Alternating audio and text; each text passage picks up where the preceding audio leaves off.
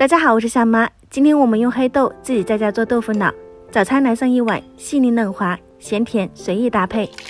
吃不完的可以制作成方块豆腐。首先准备黑豆500克，加入清水泡8到10个小时。这是泡好的状态，颗粒饱满。分3次加入料理精里面。1斤豆我配了4500毫升清水，打成生豆浆，多打一会儿，这样可以提高生姜率。再用纱布过滤。如果是用黄豆也是一样的比例。挤出豆浆，里面剩下来的豆渣可以用来炒菜、烙饼，都非常好吃。撇去表面的浮沫，开大火熬煮豆浆。煮沸后转小火，再煮上15分钟。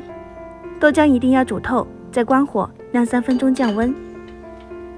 准备葡萄类脂12克，加2杯水搅拌融化，看不到结晶即可。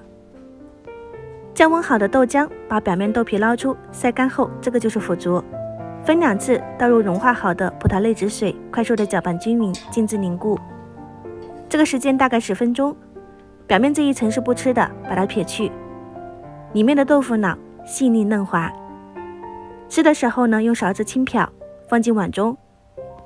甜口直接放白糖，咸口淋入酱醋辣油，葱花点缀一下。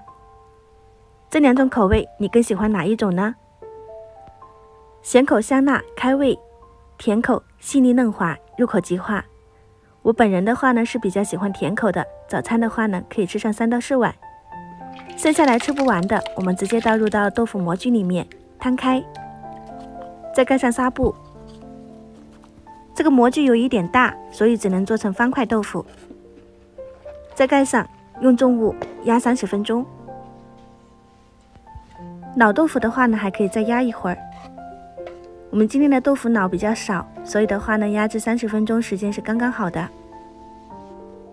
摊开，用刀切成方块。这样方块豆腐就做好了。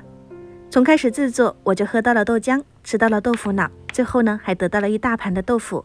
如果你也喜欢，可以收藏起来试一下哦。我们下期再见。